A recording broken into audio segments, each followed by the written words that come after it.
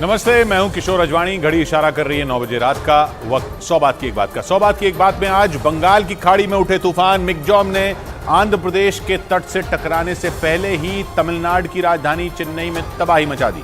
मुंबई हमलों के आरोपी और पाकिस्तान की जेल में बंद आतंकी साजिद मीर को जेल में ही जहर देकर मारने की कोशिश की गई, जिससे पाकिस्तान की खुफिया एजेंसी ISI के होश उड़ गए। राजस्थान में नए मुख्यमंत्री का नाम तय होने से पहले पूर्व CM वसुंधरा राजे के घर बीजेपी विधायकों का जमावड़ा लगना शुरू हो गया और गाजा में इजरायल के हमलों से भड़की हूथी लड़ाकों ने लाल सागर में अमेरिका के एक जंगी जहाज पर हमला कर दिया। ब्रेकिंग न्यूज आ रही है चक्रवाती तूफान मिग्जॉम से जुड़ी। चेन्नई में तूफान के असर की वजह से हो रही भारी बारिश से वहां 5 लोगों की मौत हो गई। बंगाल की खाड़ी से उठा यह तूफान आने वाले कुछ घंटों के बाद आंध्र प्रदेश के दक्षिणी इलाके से टकराएगा और इस ताकतवर तूफान के टकराने की वजह से वहां भारी तबाही मचने की आशंका जताई जा रही है। लेकिन आंध्र प्रदेश में दस्तक देने से पहले ही इस तूफान ने चेन्नई में कोहराम मचाना शुरू कर दिया। तूफान की वजह से समंदर का पानी चेन्नई के कई इलाकों में घुस गया और इस वजह से वहां के हालात बिगड़ गए। समंदर का पानी घुसने से हाउसिंग सोसाइटी के बाहर खड़ी गाड़ियां पानी के तेज बहाव में तिनके की तरह बहती दिखाई दी। सड़कों पर बहते सैलाब को देखकर इलाके के लोग बुरी तरह सहम गए। सिर्फ चेन्नई ही नहीं बल्कि उसके आसपास के कई जिलों में भी तूफान के असर से पिछले कई दिनों से भारी बारिश हो रही है, जिससे कई इलाकों में बाढ़ जैसे हालात बन गए। मौसम विभाग के मुताबिक ये तूफान धीरे धीरे ज्यादा भयानक और खतरनाक होता जा रहा है, यानी जब ये आंध्र प्रदेश पहुंचेगा तब तक ये बेहद खतरनाक और ताकतवर हो चुका होगा और इसीलिए आंध्र प्रदेश में बड़ी तबाही की आशंका जताई जा रही है। इस चक्रवाती तूफान के मंगलवार को दोपहर आंध्र प्रदेश के नेल्लूर और मछलीपट्टनम के बीच टकराने की आशंका जताई गई। मतलब कुछ ही घंटों बाद मिग्जॉम तूफान आंध्र प्रदेश के दक्षिणी हिस्सों में दस्तक दे सकता है और इसकी वजह से वहां ऐसी तबाही मच सकती है जिसका अंदाजा लगाना भी मुश्किल होगा। मिग्जॉम तूफान के दस्तक देते ही दक्षिणी आंध्र प्रदेश के हालात पटरी से उतर सकते हैं, क्योंकि मौसम विभाग के मुताबिक बंगाल की खाड़ी की तरफ से जैसे जैसे ये तूफान आंध्र प्रदेश की ओर बढ़ रहा है वैसे वैसे इसकी ताकत बढ़ती जा रही है। मतलब आगे बढ़ने के साथ साथ ये तूफान और भी ज्यादा खतरनाक और ताकतवर होता जा रहा है। इसीलिए ये अनुमान लगाया जा रहा है कि तूफानी हवाओं के साथ मिग्जॉम के असर से वहां तबाही लाने वाली भयानक बारिश हो सकती है और अगर ऐसा हुआ तो फिर दक्षिणी आंध्र प्रदेश के कई हिस्सों में सैलाब आने से सब कुछ तबाह हो सकता है। हालांकि इस वक्त मिग्जॉम तूफान आंध्र प्रदेश से कई किलोमीटर की दूरी पर है, लेकिन इसके बाद भी समंदर से लगने वाले राज्य के कई इलाकों में इसका असर दिखना शुरू हो चुका है और उन इलाकों में मूसलाधार बारिश का दौर शुरू हो चुका है। लेकिन तटीय इलाकों से टकराने से पहले ही तमिलनाडु की राजधानी चेन्नई और उसके आसपास के कई जिलों में मिग्जॉम तूफान ने कोहराम मचाना शुरू कर दिया और इसकी वजह से कई इलाकों के हालात बुरी तरह बिगड़ चुके हैं। लेकिन चेन्नई शहर के हालात तो सबसे ज्यादा डरावने और भयावह हैं। वहां से जो तस्वीरें सामने आई उन्हें देखकर लोगों की रूह कांप गई, क्योंकि उन तस्वीरों में समंदर की उफनती लहरें शहर के अंदर दाखिल होती दिखाई दी। देखकर ऐसा लगा जैसे समंदर पूरे शहर को ही निगल जाएगा। मतलब मिग्जॉम तूफान के दस्तक देने से पहले मानो पूरा चेन्नई शहर समंदर और बारिश के पानी में डूब गया और वहां न सिर्फ आसमान से बूंदों की शक्ल में आफत बरस रही है, बल्कि तूफान के असर की वजह से समंदर भी अपने रौद्र रूप में है। समंदर का स्तर लगातार बढ़ता जा रहा है। हालात ये हैं कि कई इलाकों में समंदर का पानी घुसने की वजह से बाढ़ जैसे हालात हो गए। शहर में हर तरफ पानी ने डेरा जमा लिया है। सड़क, सबवे और रनवे समेत तमाम जगहें पानी से लबालब हैं। लेकिन हालात तब बिगड़ने शुरू हो गए जब मिग्जॉम तूफान के असर की वजह से चेन्नई के कुछ इलाकों में समंदर की उफनती लहरें घुस गई। इस घटना के बाद तो वहां हाहाकार मच गया, क्योंकि समंदर की इन लहरों के आगे जो कुछ भी आया वो तिनके की तरह बह गया। समंदर की उफनती लहरें अपने सामने आने वाली हर चीज को बहाकर ले जाने पर आमादा दिखी। चेन्नई शहर के एक इलाके से जो तस्वीरें सामने आई उनमें एक तस्वीर में समंदर की लहरें उस इलाके में घुसती नजर आईं। देखकर ऐसा लगा जैसे वहां सुनामी आ गई। शहर के जिस इलाके में समंदर का पानी दाखिल हुआ वहां आसपास कई हाउसिंग सोसाइटियां दिखाई दी। सड़कों पर एक के पीछे एक कई गाड़ियां भी नजर आईं, जो समंदर से आए पानी के तेज बहाव में कागज की कश्ती की तरह बहती दिखी। समंदर की लहरों ने वहां ऐसा तांडव मचाया जिसे देखकर इलाके के लोग खौफ से भर गए। इस दौरान वहां तूफान मिग्जॉम के असर की वजह से बारिश होती रही और तेज हवाएं चलती रही। इसी तरह के एक दूसरे वीडियो में एक हाउसिंग सोसाइटी के बाहर खड़ी लाल और सफेद रंग की कुछ कारें पानी की तेज धार में बहती नजर आई। लेकिन लोगों की सांसें तब अटक गईं जब चेन्नई शहर की सड़कों पर मगरमच्छ घूमते नजर आए। मिगजॉम तूफान की वजह से वहां बारिश थमने का नाम नहीं ले रही। सड़कों पर जल भराव की वजह से लोगों को कई तरह की मुसीबतों का सामना करना पड़ रहा है और ऊपर से सड़कों पर मगरमच्छ घूमने शुरू हो गए। यानी चेन्नई शहर के लोगों की मुसीबतें कम होने का नाम ही नहीं ले रही, क्योंकि तूफान, बारिश और सैलाब के बाद अब सड़क पर मगरमच्छ को घूमते देखा गया और इसकी वजह से उस पूरे इलाके में दहशत फैल गई। इस घटना का एक वीडियो सोशल मीडिया पर वायरल हो गया, जिसमें रात के अंधेरे में एक मगरमच्छ सड़क पार करता नजर आया। जिस वक्त मगरमच्छ को सड़क पर देखा गया उस दौरान वहां से कई लोग गुजर रहे थे, लेकिन जैसे ही लोगों को सड़क पर मगरमच्छ दिखा वो रुक गए। एक कार के अंदर से बनाए गए इस वीडियो में सड़क से एक स्कूटर सवार गुजरता दिखाई दिया, जो मगरमच्छ के सड़क पार करते ही वहां से निकल गया। जिस सड़क पर मगरमच्छ नजर आया वो वहां मौजूद चिड़ियाघर के ठीक पीछे है, इसीलिए ये माना जा रहा है कि लगातार हो रही बारिश की वजह से मगरमच्छ बाहर आ गया होगा। लेकिन लगातार हो रही भारी बारिश की वजह से चेन्नई के हालात पटरी से उतर गए। तूफान मिगजॉम के असर की वजह से चेन्नई एयरपोर्ट के रनवे पर भी पानी भर गया। इसकी वजह से 33 विमानों को चेन्नई से दूसरी जगहों के लिए मोड़ दिया गया, क्योंकि आसमान से बरस रही आफत ने चेन्नई एयरपोर्ट की हालत खराब कर दी है। एयरपोर्ट के रनवे पर पानी भर चुका है और इसकी वजह से विमान उड़ान नहीं भर पा रहे हैं। चेन्नई एयरपोर्ट से जो तस्वीरें सामने आई उनमें एक तस्वीर में इंडिगो का एक विमान रनवे पर खड़ा दिखाई दिया और वहां हर तरफ सिर्फ पानी ही पानी नजर आया। इन तस्वीरों को देखकर ऐसा लगा जैसे विमान को इमरजेंसी के बाद किसी नदी में उतार दिया गया हो। बताया गया कि चेन्नई एयरपोर्ट के रनवे पर पानी भरने से वहां खड़े विमानों के पहिए तक डूब चुके हैं। इसी वजह से चेन्नई एयरपोर्ट पर आने वाली 33 उड़ानों को दूसरे एयरपोर्ट के लिए मोड़ दिया गया। मौसम के बिगड़े मिजाज को देखते हुए वहां 70 से ज्यादा उड़ानें रद्द कर दी गईं, जिससे विमानों में सफर करने वाले लोगों को काफी दिक्कतों का सामना करना पड़ा। और तूफान मिगजॉम के असर की वजह से हो रही मूसलाधार बारिश से चेन्नई शहर के कई इलाकों में कमर तक पानी भर चुका है। पानी भरने की वजह से कुछ इलाके तो टापू में तब्दील हो गए, लेकिन समंदर के किनारे मौजूद इलाकों का हाल और भी ज्यादा डरावना है, क्योंकि समंदर का पानी आने से कुछ इलाके डूब गए। वहां की एक हाउसिंग सोसाइटी से जो तस्वीर सामने आई उसमें बिल्डिंग के बेसमेंट में खड़ी गाड़ियां पानी में डूबी नजर आई। इसी तरह की डरावनी तस्वीरें चेन्नई के अलग अलग इलाकों से आई। वहां से आई एक तस्वीर में पानी से भरी एक सड़क पर कुछ लोग बंद हो चुकी एक बस को धक्का देते दिखे। शहर के एक दूसरे इलाके से आए एक वीडियो में सड़क पर बारिश का पानी सैलाब की तरह बहता नजर आया। शहर के कई इलाकों में कमर तक पानी भर चुका है और इस वजह से वहां रहने वाले लोगों की मुसीबत बढ़ गई। चेन्नई में मिगजॉम तूफान का असर दिखाना शुरू हो गया है। यहाँ आज सुबह से लगातार बारिश हो रही है।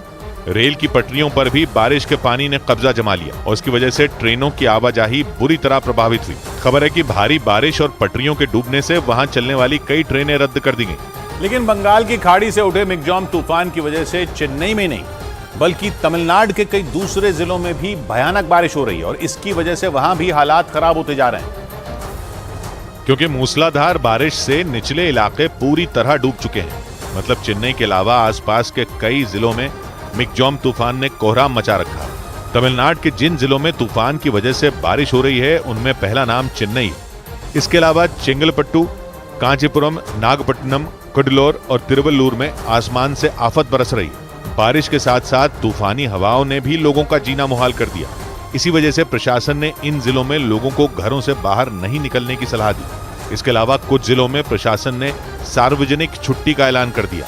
बिगड़ते हालात को देखते हुए प्रशासन ने प्राइवेट कंपनियों को घर से काम करने की सुविधा देने के निर्देश दे दिए और तो और किसी भी तरह के हालात से निपटने के लिए एनडीआरएफ और एसडीआरएफ की कई टीमों को तैनात कर दिया गया, ताकि वक्त रहते किसी भी तरह के हालात से निपटा जा सके। क्योंकि मौसम विभाग ने चेन्नई और उसके आसपास के कई जिलों में अगले 24 घंटों के लिए भारी से बहुत भारी बारिश होने की चेतावनी जारी की।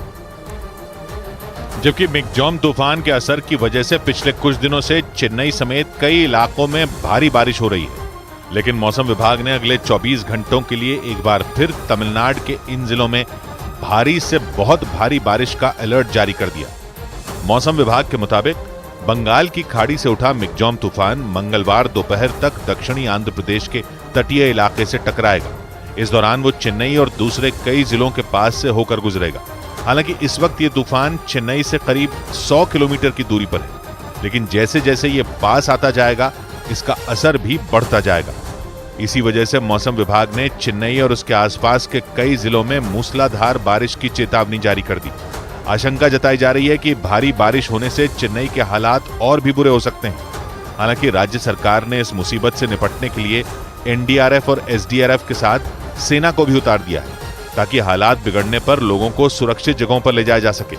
लेकिन डरावने वाली बात यह है कि मिगजॉम तूफान की वजह से समंदर का स्तर लगातार बढ़ता जा रहा है। मौसम विभाग से मिली जानकारी के मुताबिक तमिलनाडु के महाबलीपुरम में समंदर में पानी का स्तर 5 फीट तक बढ़ चुका है और इसी वजह से यह आशंका जताई जा रही है कि इस शहर पर बहुत बड़ा खतरा मंडरा रहा है, क्योंकि अगर मिगजॉम तूफान के गुजरने तक समंदर का स्तर ऐसे ही बढ़ता रहा तो फिर उसका पानी महाबलीपुरम में घुस जाएगा और उस वजह से वहां भयानक तबाही मच सकती है। समंदर का पानी शहर में घुसने का मतलब एक तरह की सुनामी से, क्योंकि अगर ऐसा हुआ तो फिर समंदर की लहरों के आगे जो कुछ भी आएगा तबाह हो जाएगा। लेकिन परेशानी यह है कि सिर्फ महाबलीपुरम ही नहीं बल्कि कई दूसरे शहरों में भी समंदर का स्तर करीब 5 फीट तक बढ़ चुका है। इसी वजह से इन शहरों को हाई अलर्ट पर रखा गया है। हालात की गंभीरता को देखते हुए मछुआरों और पर्यटकों के समंदर के किनारे पर जाने पर पाबंदी लगाई गई।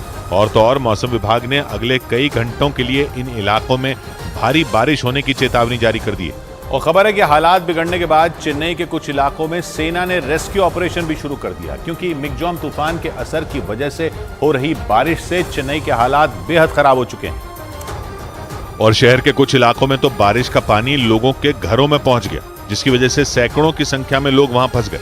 इसके बाद लोगों को रेस्क्यू करने के लिए सेना के जवानों ने मोर्चा संभाला। रेस्क्यू ऑपरेशन की जो तस्वीरें सामने आई उनमें नाव की मदद से जवान लोगों को घरों से निकालते और उन्हें सुरक्षित जगह पर पहुंचाते नजर आए। वहां से आई एक दूसरी तस्वीर में सेना के जवान खुदाई करने वाली मशीन की मदद से भी लोगों को रेस्क्यू करते दिखे। इस दौरान कई जवान सड़क पर कमर तक भरे पानी में उतरकर लोगों को बचाने की कोशिश करते नजर आए। भारी बारिश की वजह से उन इलाकों में मौजूद घर आधे पानी में डूब चुके थे। ऐसे में सेना ने नाव के सहारे लोगों को घरों से निकाला और सेना की गाड़ी में बैठाकर सुरक्षित जगहों पर ले गए। और आशंका यह है कि मिगजॉम तूफान किसी भी वक्त आंध्र प्रदेश में दस्तक दे सकता है। मौसम विभाग ने आशंका जताई कि इस चक्रवाती तूफान की वजह से आंध्र प्रदेश के कई इलाकों को भयानक बारिश का सामना करना पड़ सकता है, क्योंकि मौसम विभाग का अनुमान है कि बंगाल की खाड़ी के दक्षिण पश्चिमी हिस्से में मौजूद मिगजॉम मंगलवार दोपहर तक आंध्र प्रदेश के नेल्लोर और मछलीपट्टनम इलाके में मौजूद समुद्री तटों से टकरा सकता है और माना जा रहा है कि इस चक्रवाती तूफान की वजह से वहां भीषण तबाही मच सकती है, क्योंकि मौसम विभाग के मुताबिक इन इलाकों में मिगजॉम की वजह से 90 से 100 किलोमीटर प्रति घंटा की रफ्तार से हवाएं चल सकती हैं। दावा तो यह भी है कि जब ये तूफान तट से टकराएगा तो हवा की रफ्तार 110 किलोमीटर प्रति घंटा तक हो सकती है। मतलब आंध्र प्रदेश के नेल्लोर और मछलीपट्टनम मिगजॉम के खतरे से हाई अलर्ट पर है, क्योंकि ये वो इलाके हैं जहां मंगलवार को तूफान पूरी ताकत से वार कर सकता है। और इसी आशंका को देखते हुए पूरे आंध्र प्रदेश में अलर्ट जारी कर दिया गया। ऐसा इसलिए क्योंकि मौसम विभाग का मानना है कि दोपहर को वहां तेज बारिश लोगों की मुसीबत बढ़ा सकती है, इसलिए वहां पहले से ही तैयारियां पुख्ता कर ली गई। मौसम विभाग ने जो एडवाइजरी जारी की उसके मुताबिक नेल्लोर और मछलीपट्टनम के आसपास के इलाके में मिगजॉम तबाही का कारण बन सकता है। आशंका जताई जा रही है कि मिगजॉम की वजह से वहां बेहद तेज हवाएं चलेंगी, जिनकी वजह से समुद्री तटों के आसपास बड़ा नुकसान हो सकता है। इसके अलावा वहां घरों और ऊंची इमारतों में भी टूट फूट की आशंका जताई जा रही है। साथ ही ये डर भी है कि तेज बारिश की वजह से कई इलाकों में लैंडस्लाइड यानी जमीन धंसने की घटनाएं भी दिख सकती हैं। और इसी वजह से वहां एनडीआरएफ और एसडीआरएफ की टीम को हाई अलर्ट पर रखा गया, ताकि तूफान की वजह से राज्य को ज्यादा नुकसान न हो। मौसम विभाग की सलाह पर वहां के स्कूलों में छुट्टी घोषित करने के साथ ही सरकार ने मछुआरों और नाविकों के इस दौरान समंदर के आसपास जाने पर भी रोक लगा दी। इसके अलावा लोगों से ये अपील की गई कि वो बहुत जरूरी काम होने पर ही अपने घरों से निकलें, क्योंकि आशंका जताई जा रही है कि मिगजॉम आंध्र प्रदेश के तटीय इलाकों पर जोरदार कहर बरपा सकता है। और इसी खतरे को भांपते हुए आंध्र प्रदेश सरकार ने इससे निपटने के लिए अपनी पूरी ताकत झोंक दी। राज्य के मुख्यमंत्री जगन मोहन रेड्डी ने तूफान की दस्तक से पहले राज्य के कलेक्टरों और राहत बचाव के काम में लगे अधिकारियों के साथ एक बैठक की, जहां उन्होंने मिगजॉम तूफान से निपटने के लिए जारी तैयारियों के बारे में बातचीत की। राज्य के मुख्यमंत्री वाईएस जगन मोहन रेड्डी ने इस दौरान ये साफ कर दिया कि वो अपने राज्य की जनता को इससे नुकसान नहीं पहुंचने देंगे। इस बैठक के दौरान ये जानकारी दी गई कि तूफान के तट से टकराने से पहले ही वहां राहत और बचाव के लिए टीमें तैनात कर दी गई। मुश्किल हालात से निपटने के लिए वहां एनडीआरएफ की 11 टीमें लगाई गई। इसके अलावा राज्य के 8 जिलों में हाई अलर्ट जारी कर दिया गया और इन 8 जिलों में कुल 181 चिकित्सा कैंप लगाए गए ताकि मंगलवार को जब तूफान मिग्जॉम आंध्र प्रदेश में एंट्री ले तो उससे होने वाले नुकसान को जितना हो सके उतना कम किया जा सके। लेकिन इस ताकतवर तूफान से हो रही तबाही के बीच इसके असर के साथ इसके नाम पर भी चर्चा हो रही है, क्योंकि इस तूफान का नाम विश्व मौसम विज्ञान संगठन ने मिग्जॉम रखा। और जानकारी के मुताबिक बंगाल की खाड़ी के इलाके में उठे इस चक्रवाती तूफान को मिग्जॉम नाम म्यांमार ने दिया, जो ताकत और लचीलेपन के मिश्रण को दिखाता है। मतलब कोई ऐसी चीज जो बेहद ताकतवर होने के साथ ही लचीली भी हो। मौसम विभाग का मानना है कि मिग्जॉम एक बेहद खतरनाक और ताकतवर तूफान हो सकता है, जो भारत के समुद्री तटों पर कहर बरपा सकता है। लेकिन ये जिस रफ्तार से आगे बढ़ रहा है और जैसा इसका रास्ता है, उसे देखकर यह अंदाजा लगाया जा रहा है कि ये लचीला भी है। मतलब हवा की रफ्तार और दबाव की वजह से ये अपना रास्ता बदल भी सकता है। और यही वजह है कि विश्व मौसम विज्ञान संगठन ने इस तूफान का नाम मिग्जॉम रखा और ये नाम म्यांमार के सुझाव पर रखा गया। हालांकि इस तूफान के नाम को अंग्रेजी में MICHAUNG लिखा जा रहा है, लेकिन म्यांमार में इस शब्द को मिग्जॉम बोला जाता है, इसलिए इस तूफान को मिग्जॉम बोला जा रहा है। मतलब इस तूफान का नाम भी ठीक उसी प्रक्रिया के तहत रखा गया जैसे इससे पहले आए तूफानों के नाम रखे गए। असल में विश्व मौसम विज्ञान संगठन ने तूफानों के नाम रखने की एक पूरी प्रणाली बनाई हुई है। हिंद महासागर, अरब सागर, बंगाल की खाड़ी के इलाके में तूफानों को नाम देने का नाम इस समुद्री इलाके में मौजूद 13 देश मिलकर करते हैं। और हर बार चक्रवाती तूफान की दस्तक से पहले इन्हीं देशों के बताए नामों में कोई एक नाम चुना जाता है। इसके लिए 13 देशों का एक समूह बनाया गया। इस संगठन में भारत समेत बांग्लादेश, मालदीव, म्यांमार, श्रीलंका, सऊदी अरब, UAE, कतर और यमन जैसे देश शामिल हैं। इस संगठन का हर देश 13 नामों की एक लिस्ट तैयार करता है। ये 13 नाम उस देश की किसी जगह, कोई आदमी या फिर किसी बड़ी घटना से जुड़े हो सकते हैं। और फिर जब कोई तूफान आता है तो जिस देश की बारी होती है उसकी लिस्ट में एक नाम उस तूफान के लिए तय कर दिया जाता है। मतलब इस इलाके में आने वाले हर तूफान का नाम इन 13 देशों के सुझाव पर रखा जाता है। और इस बार म्यांमार की लिस्ट से इस तूफान के लिए मिग्जॉम नाम चुना गया। इससे पहले जून में आए तूफान बिपरजॉय का नाम बांग्लादेश के नामों की लिस्ट से लिया गया था। और ये वही बिपरजॉय तूफान था जिसने अरब सागर के रास्ते भारत के गुजरात में दस्तक दी थी। इसी साल जून में आए ये तूफान अब तक का सबसे भीषण चक्रवाती तूफान था, जिसने एक ही झटके में पूरे गुजरात का हुलिया बिगाड़ कर रख दिया। अरब सागर से उठा बिपरजॉय तूफान 15 जून को भारत के समुद्री तट से टकराया था, जिसके बाद पूरे गुजरात में इतनी तेज रफ्तार से हवाएं चली थीं जैसे पहले कभी नहीं चली। इस तूफान का असर ये हुआ था कि गुजरात समेत उत्तर भारत के कई राज्यों में कई दिनों तक मूसलाधार बारिश हुई थी। गुजरात के कच्छ और द्वारका में इसकी सबसे बुरी मार दिखी थी। यहाँ पर हवाओं की रफ्तार काफी ज्यादा है और अपने आप को संभालना बेहद मुश्किल हो रहा है। जून में गुजरात में आया ये तूफान इतना खतरनाक था कि खेत, खलिहान, घर, दुकान सब बर्बाद हो गए और आशंका जताई जा रही है कि मिग्जॉम भी आंध्र प्रदेश और तमिलनाडु के लिए उतना ही खतरनाक साबित हो सकता है जितना गुजरात के लिए बिपरजॉय था। उधर बड़ी खबर आई पाकिस्तान से। वहां जेल के अंदर भारत के दुश्मन आतंकी को किसी ने जहर देकर मारने की कोशिश की। मुंबई हमलों के मुख्य साजिशकर्ताओं में एक आतंकी साजिद मीर को वहां की डेरा गाजी खान जेल में बेहोशी की हालत में पाया गया, जिसके बाद हड़कंप मच गया।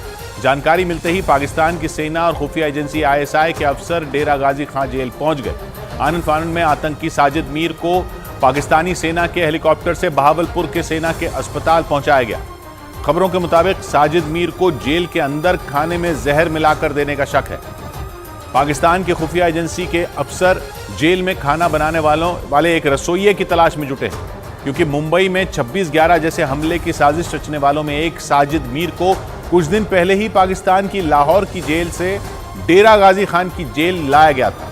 और जानकारी के मुताबिक जेल में उसके लिए रहने और खाने का अलग से इंतजाम खुद ISI ने करवाया था। लेकिन जैसे ही जेल में साजिद मीर को जहर दिए जाने की खबर पाकिस्तान की सेना और ISI को लगी, हड़कंप मच गया।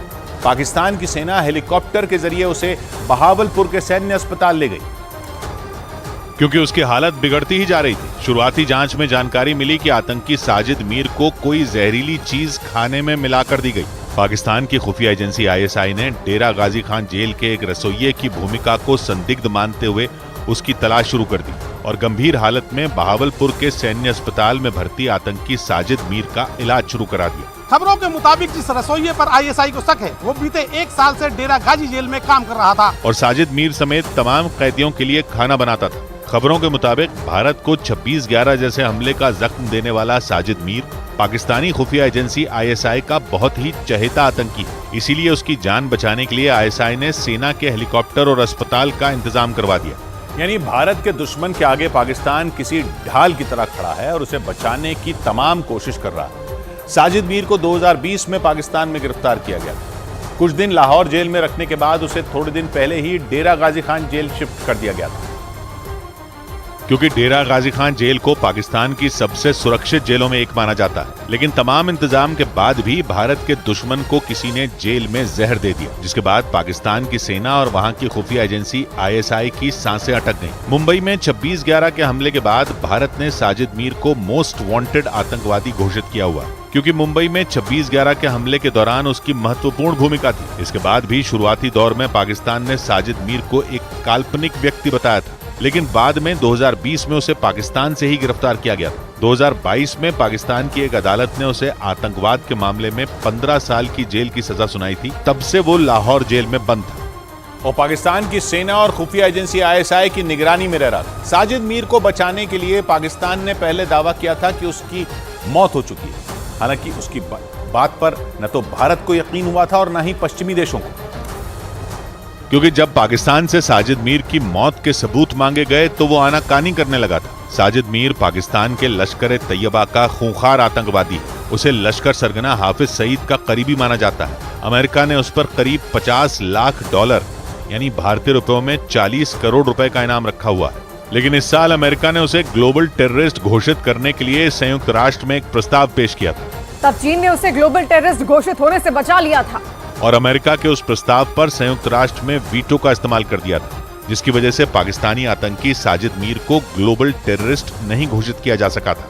यानी पाकिस्तान और उसके दोस्त चीन ने मिलकर भारत के दुश्मन को बचा लिया था। साजिद मीर के खिलाफ अमेरिका ने 2011 में ही अरेस्ट वारंट जारी कर दिया था, क्योंकि उस पर विदेशी सरकार की संपत्ति को नुकसान पहुंचाने की साजिश रचने, आतंकवादियों की मदद करने और एक अमेरिकी नागरिक की हत्या करने के आरोप लगे थे। लेकिन हर बार पाकिस्तान चीन की मदद से अपने चहेते आतंकवादी को बचाता रहा।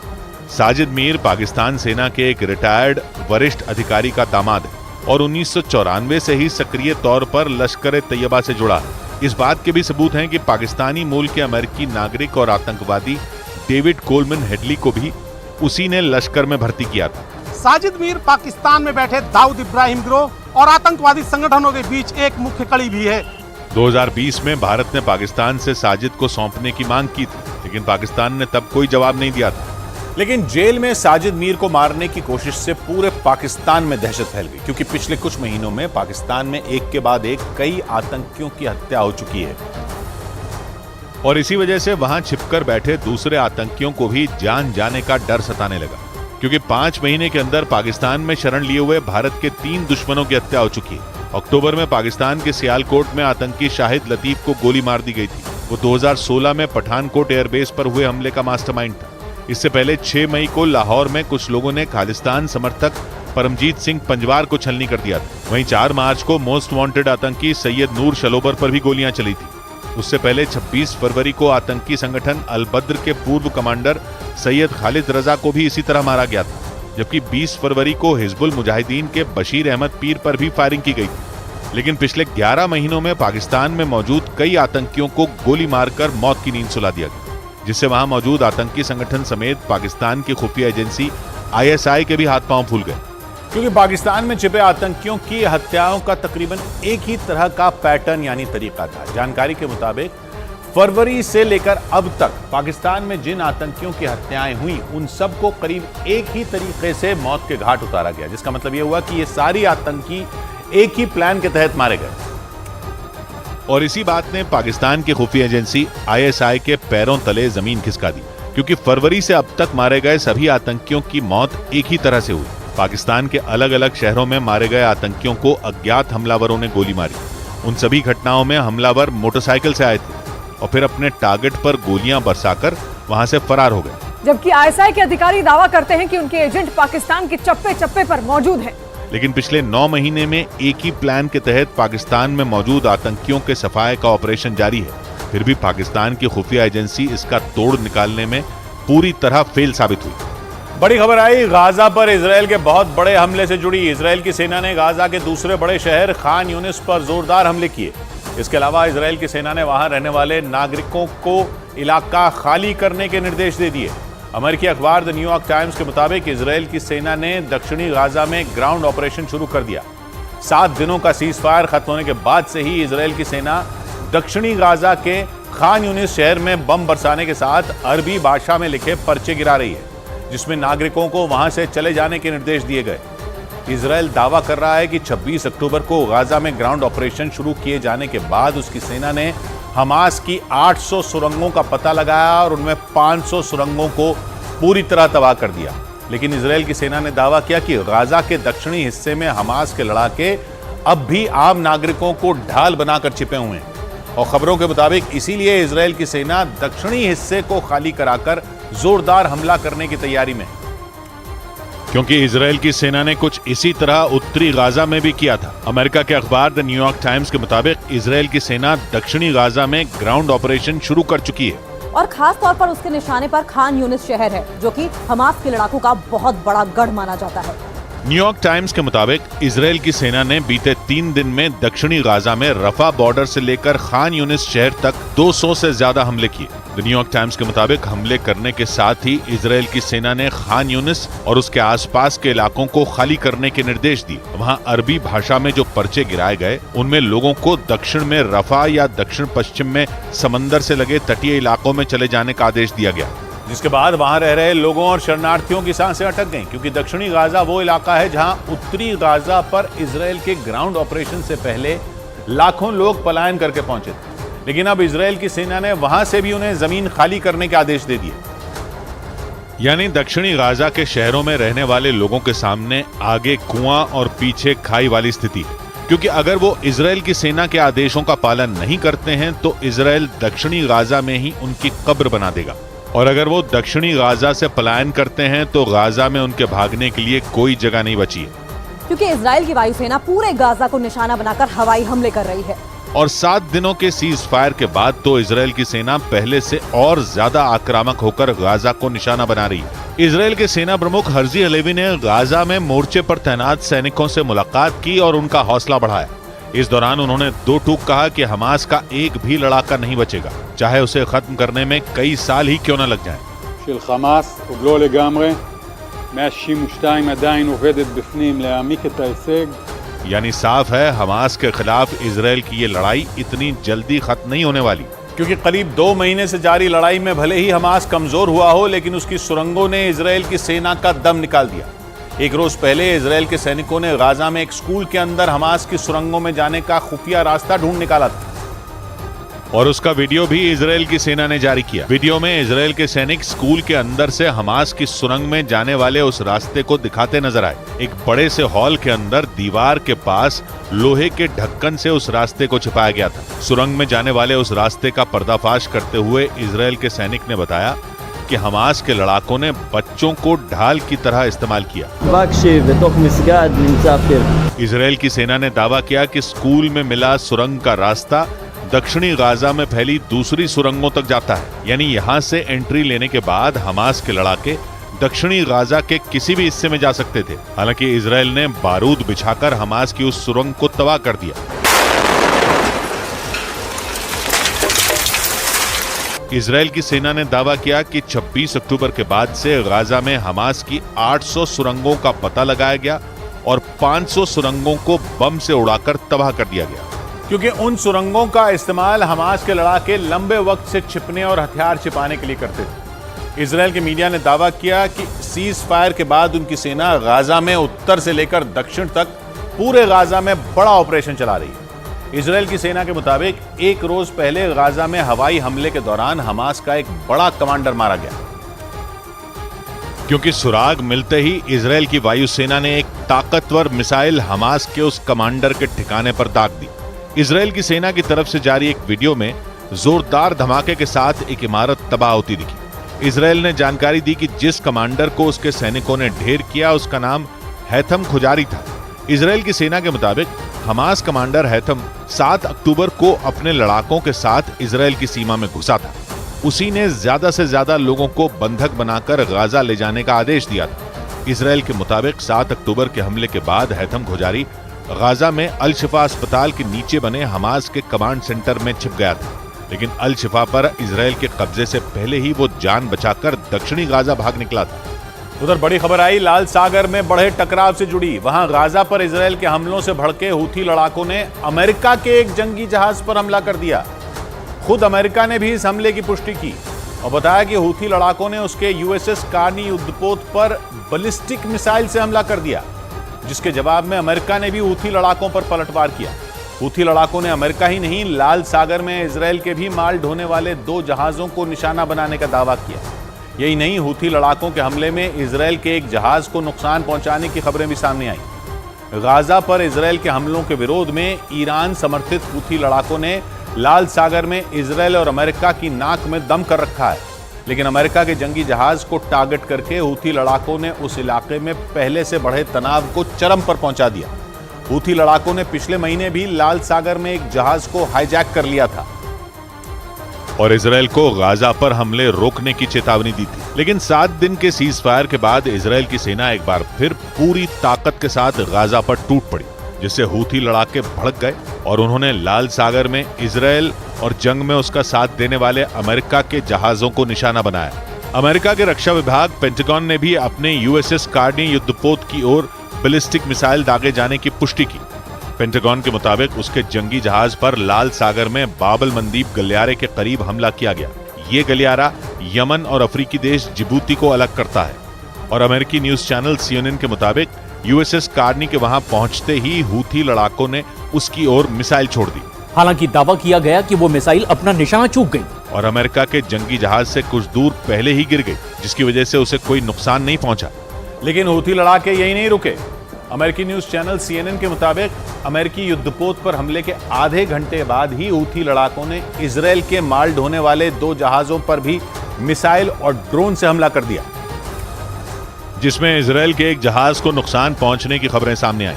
CNN के मुताबिक हूथी लड़ाकों ने बाबल मंदेब गलियारे से गुजर रहे इजरायल के यूनिटी एक्सप्लोरर और नंबर 9 नाम के जहाजों को रुकने की चेतावनी दी, लेकिन दावा किया गया कि चेतावनी के बावजूद जब वो नहीं रुके तो हूथी लड़ाकों ने इजरायली जहाजों पर ताबड़तोड़ मिसाइलें और कई ड्रोन छोड़ दिए। CNN के मुताबिक इस दौरान वहां गश्त कर रहे अमेरिका के जंगी जहाज यूएसएस कार्नी ने हूथी लड़ाकों की ओर से छोड़ी गई मिसाइलों और ड्रोन को अपने रडार पर पकड़ लिया और फौरन एक्शन लेते हुए 3 ड्रोन और 1 मिसाइल हवा में बर्बाद कर दी। लेकिन खबरों के मुताबिक हूथी लड़ाकों की दागी गई एक मिसाइल इजरायल के नंबर 9 जहाज पर जा गिरी, जिसकी वजह से उसे काफी नुकसान पहुंचा। हालांकि इस हमले में किसी के भी घायल होने की खबर नहीं आई, लेकिन इन हमलों के बाद अमेरिका गुस्से से आग बबूला हो गया। उसने हूथी लड़ाकों के साथ उनकी मदद करने वाले ईरान को भी आड़े हाथ लिया और 2 टूक कह दिया कि लाल सागर में ईरान के इशारे पर फैलाए जा रहे इस आतंक का फन कुचलने के लिए अमेरिका सख्त से सख्त कदम उठाएगा। पेंटागन ने आरोप लगाया कि ईरान समर्थित लड़ाकों ने माल ढोने वाले जहाजों को निशाना बनाकर अंतर्राष्ट्रीय व्यापार और समुद्री सुरक्षा को खतरे में डालने का काम किया, क्योंकि अफ्रीका और एशिया को अलग करने वाला लाल सागर हिंद महासागर में एंट्री का रास्ता खोलता है, जो दुनिया के सबसे व्यस्त समुद्री रास्तों में एक है और वहां से हर साल करीब 17,000 जहाज गुजरते हैं, जिसका मतलब यह हुआ कि रोजाना करीब 50 जहाज लाल सागर से गुजरते हैं और इनमें इजरायल और अमेरिका के जहाज भी शामिल हैं। लेकिन हूथी लड़ाकों के एक्शन से साफ है कि वहां आने वाला कोई भी जहाज खतरे से खाली नहीं है, क्योंकि पिछले महीने भी हूथी लड़ाकों ने लाल सागर के रास्ते तुर्की से भारत आ रहे एक जहाज को हाईजैक कर लिया था और करीब 15 दिन बीतने के बाद भी उस जहाज को छुड़ाया नहीं जा सका और ना ही हूथी लड़ाके उसे छोड़ने को राजी हैं, क्योंकि उनका दावा है कि 19 नवंबर को अगवा किया गया गैलेक्सी लीडर नाम का जहाज इजरायल का है। हालांकि इजरायल उस जहाज को अपना मानने से इनकार कर चुका है, लेकिन इसके बावजूद हूथी लड़ाकों ने गैलेक्सी लीडर जहाज और उस पर काम करने वाले 25 कर्मचारियों को अब तक अपने कब्जे में रखा है और इसी बीच लाल सागर में दोबारा उनका एक्शन दिखाई दिया। इजरायल के जहाजों को निशाना बनाने के बाद हूथी लड़ाकों ने एक बार फिर इजरायल को ललकारा। सफीनत नंबर 9 हयथु तम इस्तिहदाफ सफीनत अल-ऊला। यानी गाजा में हमास के लड़ाकों से निपटने में जुटे इजरायल के लिए लाल सागर में भी मुश्किलें बढ़ गईं, क्योंकि हूथी लड़ाकों ने धमकी दी कि आने वाले दिनों में वो इजरायल के जहाजों का लाल सागर से निकलना तक मुहाल कर देंगे।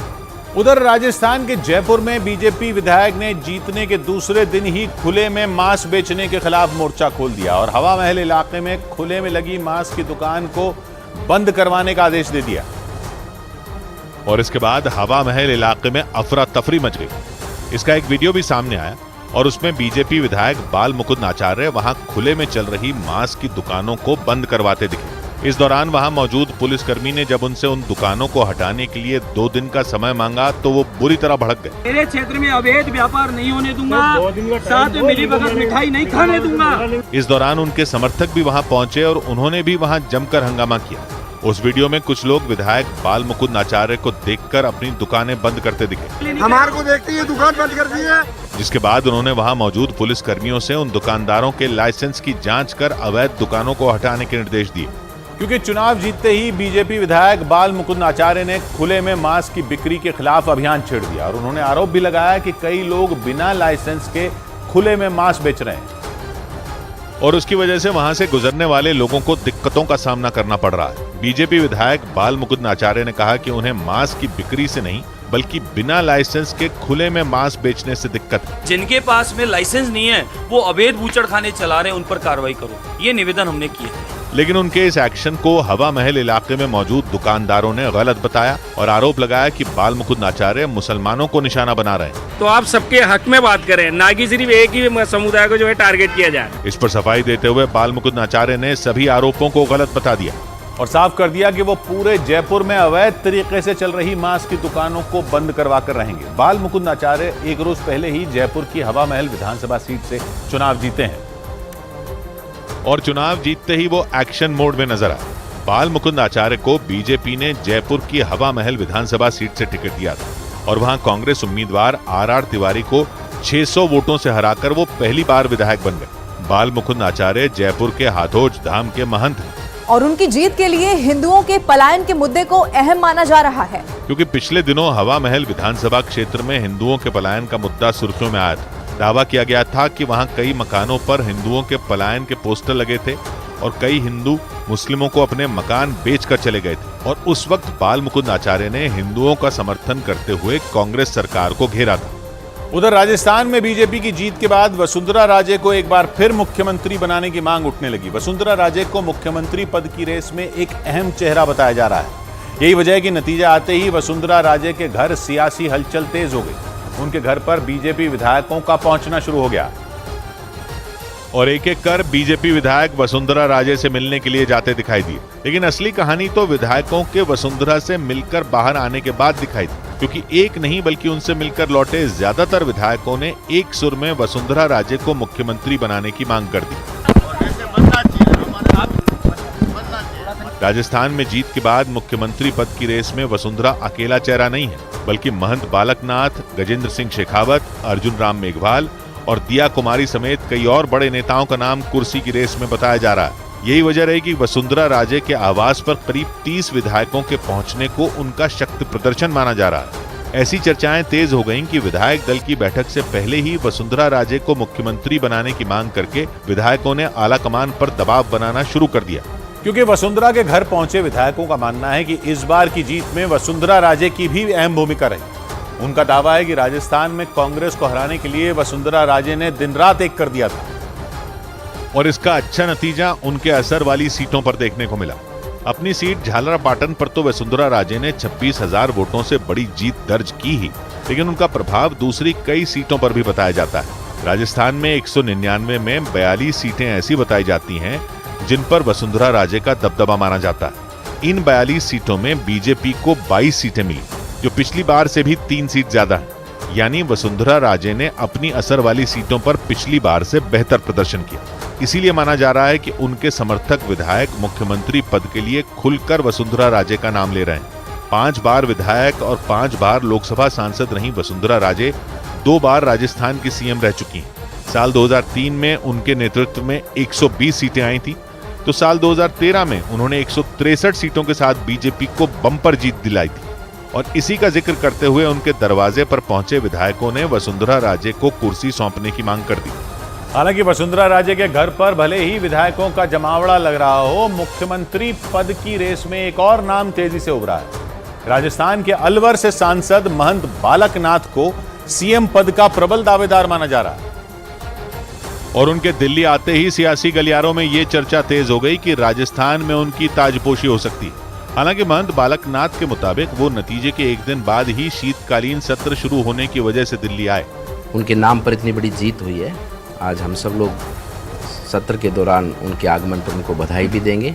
राजस्थान के अगले मुख्यमंत्री बनाए जाने पर महंत बालक नाथ ने न तो इनकार किया और न ही सीएम की कुर्सी पर दावा ठोका। माननीय प्रधानमंत्री जी के नेतृत्व में और उनके मार्गदर्शन में ही हमारी पार्टी कार्य करती है। राजस्थान में वोट डाले जाने के बाद से ही महंत बालक नाथ का नाम सीएम पद की दौड़ में आ गया था। ऐसा कहा जाने लगा कि बीजेपी राजस्थान में भी उत्तर प्रदेश वाला प्रयोग ही दोहराना चाहती है। उसने यूपी में 2017 में कट्टर हिंदूवादी छवि के नेता और सांसद योगी आदित्यनाथ के हाथ में राज्य की कमान सौंपी थी और दावा किया जा रहा है कि अब राजस्थान में भी बीजेपी महंत बालक नाथ को कुर्सी सौंप सकती है, क्योंकि माना जा रहा है कि महंत बालक नाथ की कट्टर हिंदूवादी छवि का फायदा बीजेपी को लोकसभा चुनावों में भी हो सकता है।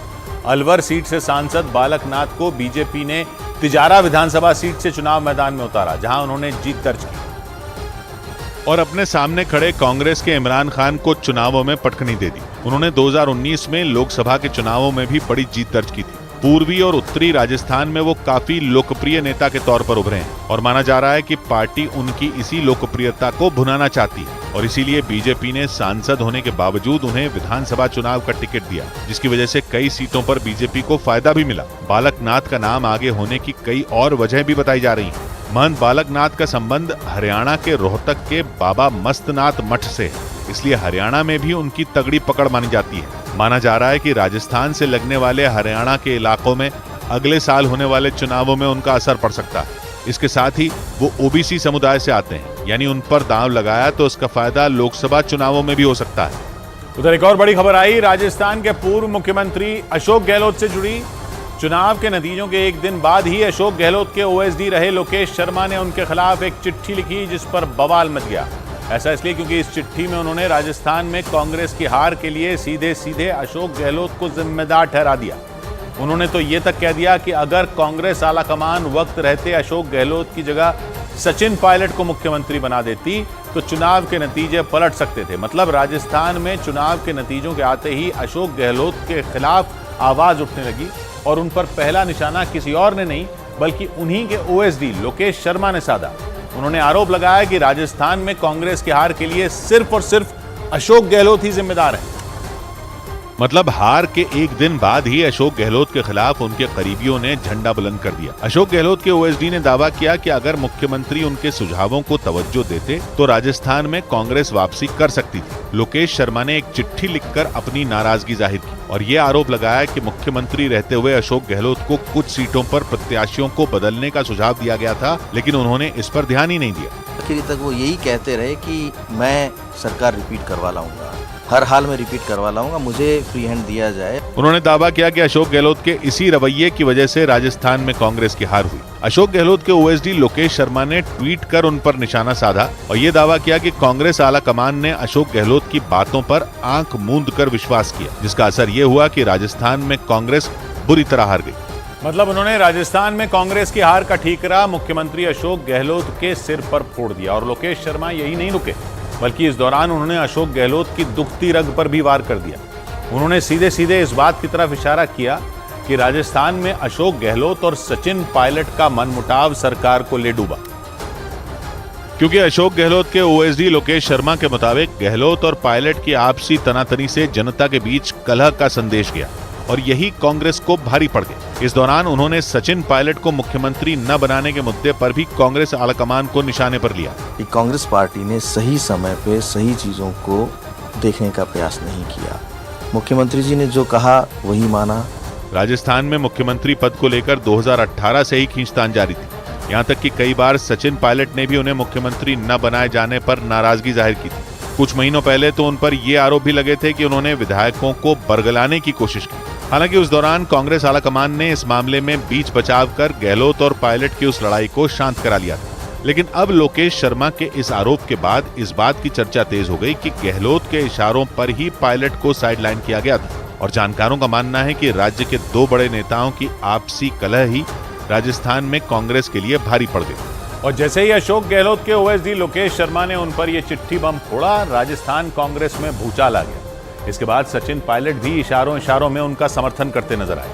उन्होंने इस बात पर हामी भरी कि कांग्रेस आलाकमान को सिर्फ अशोक गहलोत की बातों पर ध्यान देना भारी पड़ गया, क्योंकि सचिन पायलट ने भी कई बार इस बात की तरफ इशारा किया था कि राज्य में कांग्रेस की स्थिति इतनी मजबूत नहीं है जितनी गहलोत बता रहे थे। हालांकि इस मामले में उनके और कांग्रेस आलाकमान के बीच तलवारें खिंचती भी नजर आई थी।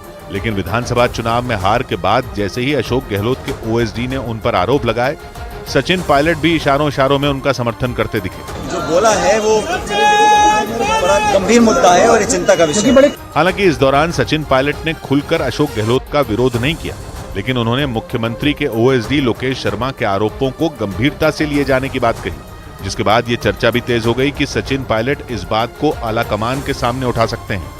उधर पूर्वोत्तर के राज्य मिजोरम में हुए विधानसभा चुनाव के नतीजों में ZPM यानी जोराम पीपल्स मूवमेंट ने बड़ी जीत हासिल कर ली, जबकि वहां सरकार चला रही MNF यानी मिजो नेशनल फ्रंट को करारी हार का सामना करना पड़ा।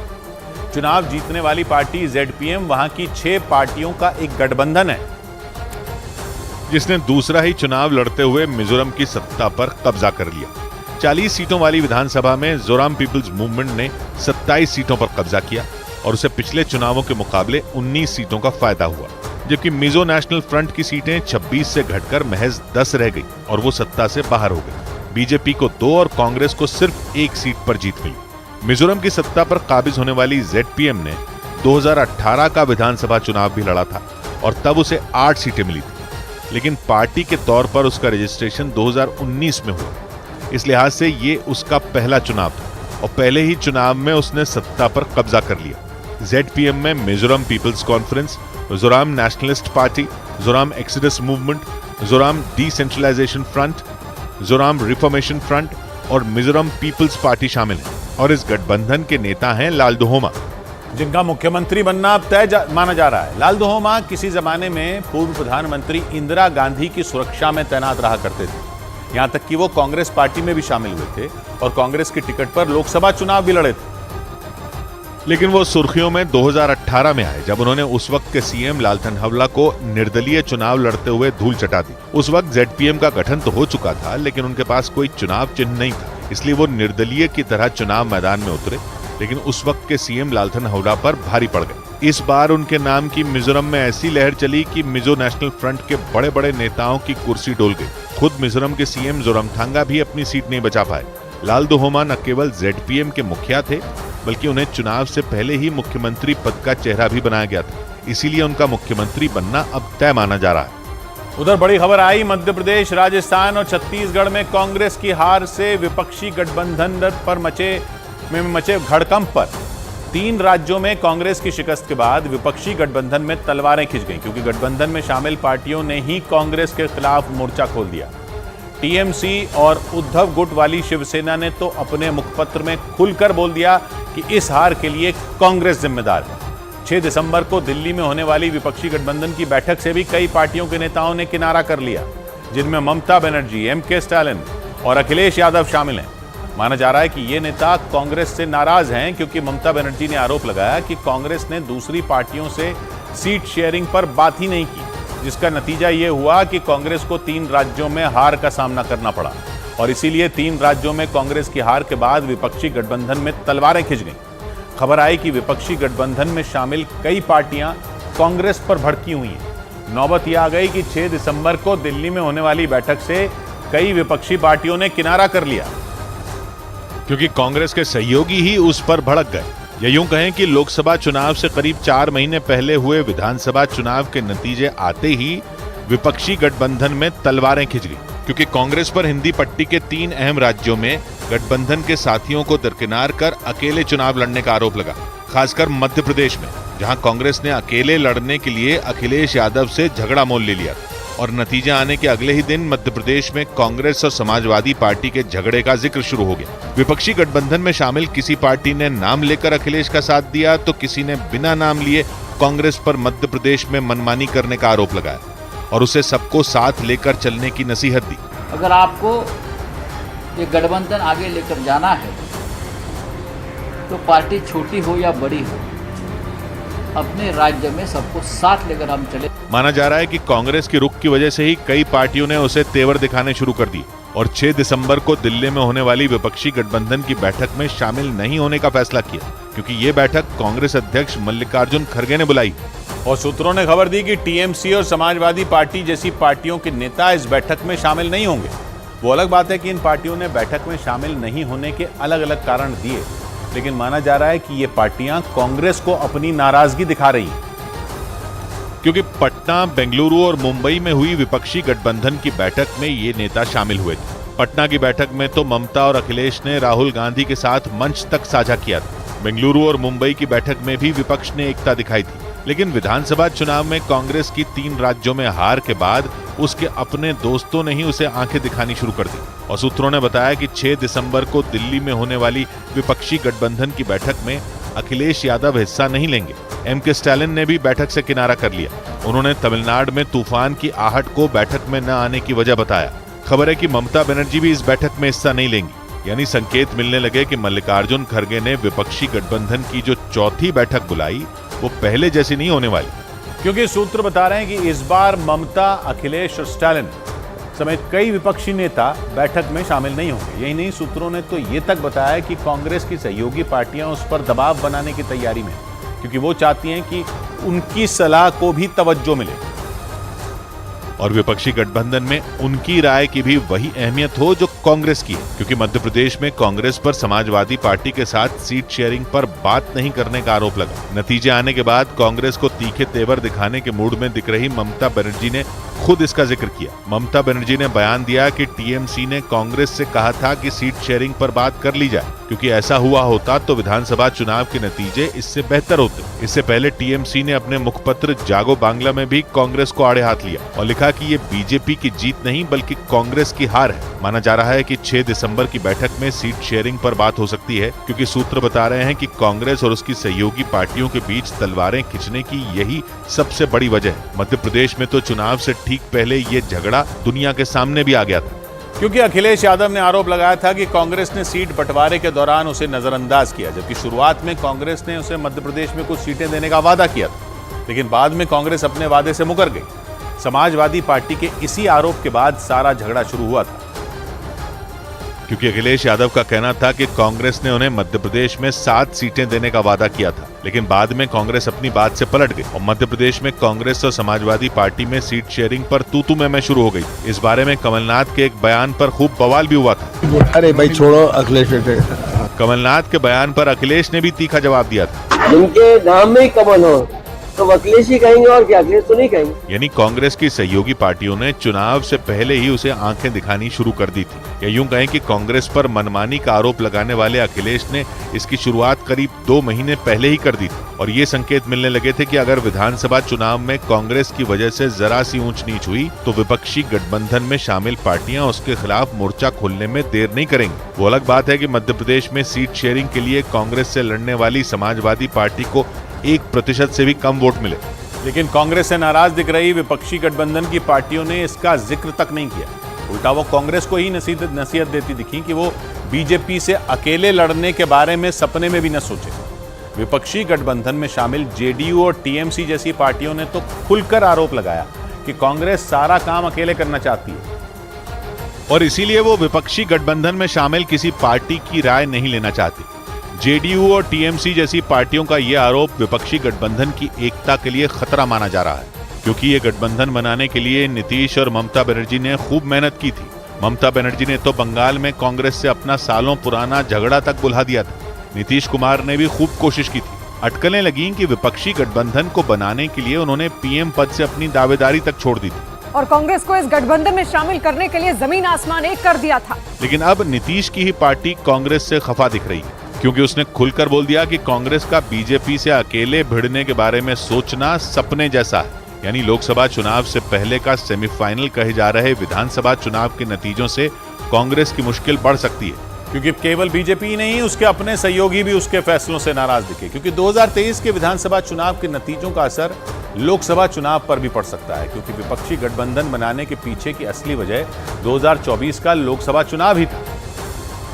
लेकिन मध्य प्रदेश, छत्तीसगढ़ और राजस्थान से कांग्रेस का सूपड़ा साफ होने के बाद कांग्रेस अपने ही घर में घिरती दिखी, क्योंकि कांग्रेस का दावा था कि मध्य प्रदेश में उसकी स्थिति मजबूत है, छत्तीसगढ़ और राजस्थान में भी वो दोबारा सरकार बनाएगी। लेकिन ऐसा नहीं हुआ, जिसके बाद उसके अपने सहयोगी कांग्रेस को विपक्षी गठबंधन की सबसे कमजोर कड़ी कहने लगे। नेशनल कॉन्फ्रेंस को तो कांग्रेस के मौजूदा प्रदर्शन की वजह से 2024 की चिंता सताने लगी। अगर आगे जाके भी यही हाल रहेगा तो हम शायद बच नहीं पाएंगे। यानी 3 अहम राज्यों में हार के बाद कांग्रेस की भूमिका पर उसी के सहयोगियों ने सवाल उठाए, या यूं कहें कि उन्होंने कांग्रेस पर दबाव बनाने की तैयारी कर ली, क्योंकि उन्हें लोकसभा चुनाव की चिंता है, क्योंकि विपक्षी गठबंधन बना ही इसलिए था और विधानसभा चुनाव में कांग्रेस का प्रदर्शन उम्मीदों के मुताबिक नहीं रहा। 2 राज्यों में तो उसके हाथों से बीजेपी ने सत्ता ही छीन ली, जिसके बाद कांग्रेस की सहयोगी पार्टियों ने ही उस पर उंगली उठा दी।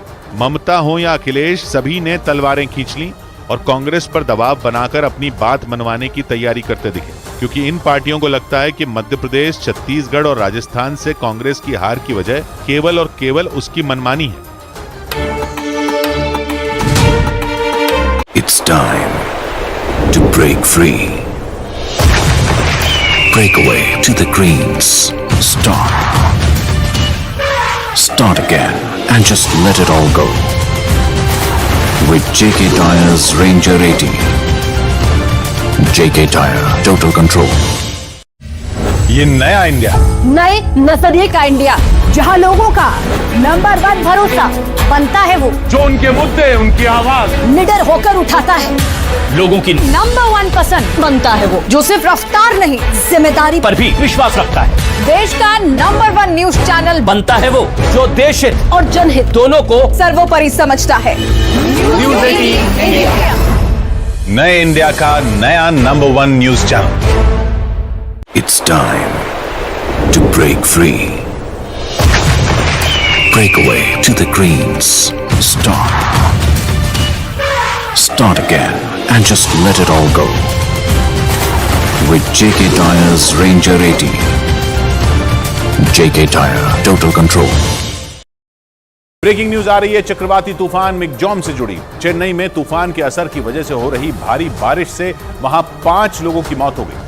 बंगाल की खाड़ी से उठा यह तूफान आने वाले कुछ घंटों के बाद आंध्र प्रदेश के दक्षिणी इलाके से टकराएगा और इस ताकतवर तूफान के टकराने की वजह से वहां भारी तबाही मचने की आशंका जताई जा रही है। लेकिन आंध्र प्रदेश में दस्तक देने से पहले ही इस तूफान ने चेन्नई में कोहराम मचाना शुरू कर दिया। तूफान की वजह से समंदर का पानी चेन्नई के कई इलाकों में घुस गया और इस वजह से वहां के हालात बिगड़ गए। समंदर का पानी घुसने से हाउसिंग सोसाइटी के बाहर खड़ी गाड़ियां पानी के तेज बहाव में तिनके की तरह बहती दिखाई दी। सड़कों पर बहते सैलाब को देखकर इलाके के लोग बुरी तरह सहम गए। सिर्फ चेन्नई ही नहीं बल्कि उसके आसपास के कई जिलों में भी तूफान के असर से पिछले कई दिनों से भारी बारिश हो रही है, जिससे कई इलाकों में बाढ़ जैसे हालात बन गए। मौसम विभाग के मुताबिक ये तूफान धीरे धीरे ज्यादा भयानक और खतरनाक होता जा रहा है, यानी जब ये आंध्र प्रदेश पहुंचेगा तब तक ये बेहद खतरनाक और ताकतवर हो चुका होगा और इसीलिए आंध्र प्रदेश में बड़ी तबाही की आशंका जताई जा रही है। इस चक्रवाती तूफान के मंगलवार को दोपहर आंध्र प्रदेश के नेल्लूर और मछलीपट्टनम के बीच टकराने की आशंका जताई गई है। मतलब कुछ ही घंटों बाद मिगजॉम तूफान आंध्र प्रदेश के दक्षिणी हिस्सों में दस्तक दे सकता है और इसकी वजह से वहां ऐसी तबाही मच सकती है जिसका अंदाजा लगाना भी मुश्किल होगा। मिगजॉम तूफान के दस्तक देते ही दक्षिणी आंध्र प्रदेश के हालात पटरी से उतर सकते हैं, क्योंकि मौसम विभाग के मुताबिक बंगाल की खाड़ी की तरफ से जैसे जैसे ये तूफान आंध्र प्रदेश की ओर बढ़ रहा है वैसे वैसे इसकी ताकत बढ़ती जा रही है। मतलब आगे बढ़ने के साथ साथ ये तूफान और भी ज्यादा खतरनाक और ताकतवर होता जा रहा है। इसीलिए ये अनुमान लगाया जा रहा है कि तूफानी हवाओं के साथ मिगजॉम के असर से वहां तबाही लाने वाली भयानक बारिश हो सकती है और अगर ऐसा हुआ तो फिर दक्षिणी आंध्र प्रदेश के कई हिस्सों में सैलाब आने से सब कुछ तबाह हो सकता है। हालांकि इस वक्त मिगजॉम तूफान आंध्र प्रदेश से कई किलोमीटर की दूरी पर है, लेकिन इसके बाद भी समंदर से लगने वाले राज्य के कई इलाकों में इसका असर दिखना शुरू हो चुका है। और उन इलाकों में मूसलाधार बारिश का दौर शुरू हो चुका है। लेकिन तटीय इलाकों से टकराने से पहले ही तमिलनाडु की राजधानी चेन्नई और उसके आसपास के कई जिलों में मिग्जॉम तूफान ने कोहराम मचाना शुरू कर दिया और इसकी वजह से कई इलाकों के हालात बुरी तरह बिगड़ चुके हैं। लेकिन चेन्नई शहर के हालात तो सबसे ज्यादा डरावने और भयावह हैं। वहां से जो तस्वीरें सामने आई उन्हें देखकर लोगों की रूह कांप गई, क्योंकि उन तस्वीरों में समंदर की उफनती लहरें शहर के अंदर दाखिल होती दिखाई दी। देखकर ऐसा लगा जैसे समंदर पूरे शहर को ही निगल जाएगा। मतलब मिग्जॉम तूफान के दस्तक देने से पहले मानो पूरा चेन्नई शहर समंदर और बारिश के पानी में डूब गया। और वहां न सिर्फ आसमान से बूंदों की शक्ल में आफत बरस रही है, बल्कि तूफान के असर की वजह से समंदर भी अपने रौद्र रूप में है। समंदर का स्तर लगातार बढ़ता जा रहा है। हालात ये हैं कि कई इलाकों में समंदर का पानी घुसने की वजह से बाढ़ जैसे हालात हो गए। शहर में हर तरफ पानी ने डेरा जमा लिया है। सड़क, सबवे और रनवे समेत तमाम जगहें पानी से लबालब हैं। लेकिन हालात तब बिगड़ने शुरू हो गए जब मिग्जॉम तूफान के असर की वजह से चेन्नई के कुछ इलाकों में समंदर की उफनती लहरें घुस गईं। इस घटना के बाद तो वहां हाहाकार मच गया, क्योंकि समंदर की इन लहरों के आगे जो कुछ भी आया वो तिनके की तरह बह गया। समंदर की उफनती लहरें अपने सामने आने वाली हर चीज को बहाकर ले जाने पर आमादा दिखी। चेन्नई शहर के एक इलाके से जो तस्वीरें सामने आई उनमें एक तस्वीर में समंदर की लहरें उस इलाके में घुसती नजर आईं। देखकर ऐसा लगा जैसे वहां सुनामी आ गई। शहर के जिस इलाके में समंदर का पानी दाखिल हुआ वहां आसपास कई हाउसिंग सोसाइटियां दिखाई दी। सड़कों पर एक के पीछे एक कई गाड़ियां भी नजर आईं, जो समंदर से आए पानी के तेज बहाव में कागज की कश्ती की तरह बहती दिखी। समंदर की लहरों ने वहां ऐसा तांडव मचाया जिसे देखकर इलाके के लोग खौफ से भर गए। इस दौरान वहां तूफान मिग्जॉम के असर की वजह से बारिश होती रही और तेज हवाएं चलती रही। इसी तरह के एक दूसरे वीडियो में एक हाउसिंग सोसाइटी के बाहर खड़ी लाल और सफेद रंग की कुछ कारें पानी की तेज धार में बहती नजर आईं। लेकिन लोगों की सांसें तब अटक गईं जब चेन्नई शहर की सड़कों पर मगरमच्छ घूमते नजर आए। मिग्जॉम तूफान की वजह से वहां बारिश थमने का नाम नहीं ले रही। सड़कों पर जल भराव की वजह से लोगों को कई तरह की मुसीबतों का सामना करना पड़ रहा है और ऊपर से सड़कों पर मगरमच्छ घूमने शुरू हो गए। यानी चेन्नई शहर के लोगों की मुसीबतें कम होने का नाम ही नहीं ले रही, क्योंकि तूफान, बारिश और सैलाब के बाद अब सड़क पर मगरमच्छ को घूमते देखा गया और इसकी वजह से उस पूरे इलाके में दहशत फैल गई। इस घटना का एक वीडियो सोशल मीडिया पर वायरल हो गया, जिसमें रात के अंधेरे में एक मगरमच्छ सड़क पार करता नजर आया। जिस वक्त मगरमच्छ को सड़क पर देखा गया उस दौरान वहां से कई लोग गुजर रहे थे, लेकिन जैसे ही लोगों को सड़क पर मगरमच्छ दिखा वो रुक गए। एक कार के अंदर से बनाए गए इस वीडियो में सड़क से एक स्कूटर सवार गुजरता दिखाई दिया, जो मगरमच्छ के सड़क पार करते ही वहां से निकल गया। जिस सड़क पर मगरमच्छ नजर आया वो वहां मौजूद चिड़ियाघर के ठीक पीछे है। इसीलिए ये माना जा रहा है कि लगातार हो रही बारिश की वजह से मगरमच्छ बाहर आ गया होगा। लेकिन लगातार हो रही भारी बारिश की वजह से चेन्नई के हालात पटरी से उतर गए। तूफान मिग्जॉम के असर की वजह से चेन्नई एयरपोर्ट के रनवे पर भी पानी भर गया। इसकी वजह से 33 विमानों को चेन्नई से दूसरी जगहों के लिए मोड़ दिया गया, क्योंकि आसमान से बरस रही आफत ने चेन्नई एयरपोर्ट की हालत खराब कर दी है। एयरपोर्ट के रनवे पर पानी भर चुका है और इसकी वजह से विमान उड़ान नहीं भर पा रहे हैं। चेन्नई एयरपोर्ट से जो तस्वीरें सामने आई उनमें एक तस्वीर में इंडिगो का एक विमान रनवे पर खड़ा दिखाई दिया और वहां हर तरफ सिर्फ पानी ही पानी नजर आया। इन तस्वीरों को देखकर ऐसा लगा जैसे विमान को इमरजेंसी के बाद किसी नदी में उतार दिया गया हो। बताया गया कि चेन्नई एयरपोर्ट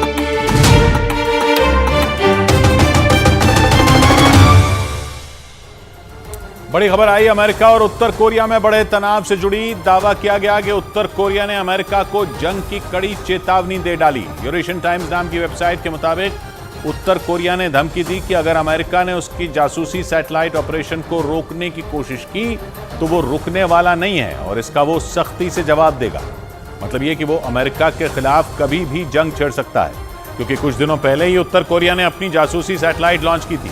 इसका अमेरिका और दक्षिण कोरिया ने विरोध किया था और इसलिए उत्तर कोरिया ने जासूसी सैटेलाइट को लेकर अमेरिका को सबसे बड़ी धमकी दे दी। उत्तर कोरिया ने चेतावनी दे दी कि अगर अमेरिका ने उसके सैटेलाइट ऑपरेशन में किसी तरह का दखल दिया तो वो इसे जंग का ऐलान समझेगा, जिसका मतलब साफ है कि उत्तर कोरिया ने अमेरिका को जंग की खुली धमकी दे दी, क्योंकि वो नहीं चाहता कि उसके दुश्मन देश जासूसी सैटेलाइट ऑपरेशन में दखल दें। उत्तर कोरिया तो अमेरिका, दक्षिण कोरिया और उसके दोस्त जापान को चुनौती देने के लिए ही हमले की रणनीति बनाता आया। और अगर ऐसे में अमेरिका ने उसे रोकने की कोशिश की तो उत्तर कोरिया चुप नहीं बैठेगा और उसकी सेना पूरी ताकत के साथ इसका जवाब देगी। उत्तर कोरिया की न्यूज एजेंसी KCNA के मुताबिक अमेरिका को रोकने के लिए उसकी सेना किसी भी हद तक जा सकती है। यानी किम जोंग उन ने साफ इशारा कर दिया कि अगर अमेरिका ने अंतरिक्ष में उनके जासूसी सैटेलाइट ऑपरेशन के रास्ते में रुकावट पैदा की तो उसे इसका अंजाम भुगतना होगा। और ऐसे में उत्तर कोरिया और अमेरिका के बीच जंग छिड़ने का अंदेशा जताया जा रहा है, क्योंकि अमेरिका और दक्षिण कोरिया के जासूसी सैटेलाइट लॉन्च करने की वजह से उत्तर कोरिया भड़क गया। करीब 2 हफ्ते पहले ही उत्तर कोरिया ने अपनी जासूसी सैटेलाइट अंतरिक्ष में भेजी थी, जिसके कुछ दिनों बाद ही दक्षिण कोरिया ने भी जासूसी सैटेलाइट लॉन्च कर दी, जो उत्तर कोरिया के लिए कड़ी चेतावनी बताई जा रही है, क्योंकि जासूसी सैटेलाइट लॉन्च करने के लिए उत्तर कोरिया लंबे वक्त से कोशिश कर रहा था, लेकिन एक ही झटके में दक्षिण कोरिया और अमेरिका ने मिलकर अंतरिक्ष में जासूसी सैटेलाइट भेज दी। ऐसे में यह माना जा रहा है कि दोनों देश उत्तर कोरिया से पहले ही तैयारी कर चुके थे और ऐसे मौके का इंतजार कर रहे थे जो उत्तर कोरिया ने उन्हें दे दी, क्योंकि करीब 2 हफ्ते पहले उत्तर कोरिया ने अपनी जासूसी मिसाइल लॉन्च की थी और उसके कुछ दिनों बाद ही दक्षिण कोरिया ने अमेरिका के साथ मिलकर अंतरिक्ष में अपनी जासूसी सैटेलाइट भेज दी। खबर है कि अमेरिका के कैलिफोर्निया से दक्षिण कोरिया ने जासूसी सैटेलाइट लॉन्च की। ये सैटेलाइट अमेरिकी कंपनी SpaceX के रॉकेट के जरिए भेजी गई और दक्षिण कोरिया ने उत्तर कोरिया के खिलाफ बड़ी चाल चल दी। बताया गया कि किम जोंग उन ने अपने दुश्मन देशों को घेरने के लिए कई सैन्य अड्डे बना रखे और माना जा रहा है कि दक्षिण कोरिया और अमेरिका अपनी जासूसी सैटेलाइट की मदद से उन सैन्य अड्डों पर नजर रख सकता है, क्योंकि कुछ दिनों पहले ही उत्तर कोरिया ने अपनी जासूसी सैटेलाइट लॉन्च की थी और इस खबर ने उसके दुश्मन देशों अमेरिका, दक्षिण कोरिया और जापान की धड़कनें बढ़ा दी, क्योंकि खबर आई कि अंतरिक्ष पहुंच चुके उत्तर कोरिया की जासूसी सैटेलाइट ने अमेरिका के रक्षा मंत्रालय पेंटागन की तस्वीरें खींची हैं और इसके साथ ही उत्तर कोरिया की तरफ से व्हाइट हाउस की तस्वीरें भी जासूसी सैटेलाइट के जरिए हासिल करने का दावा किया गया। हालांकि उत्तर कोरिया ने व्हाइट हाउस और पेंटागन की अंतरिक्ष से ली गई कोई तस्वीर जारी नहीं की, लेकिन उसके दावे को नजरअंदाज करने की जोखिम अमेरिका नहीं उठा सकता, क्योंकि पेंटागन अमेरिका का रक्षा मंत्रालय है, जबकि व्हाइट हाउस अमेरिका के सबसे ताकतवर शख्स यानी अमेरिका के राष्ट्रपति का घर।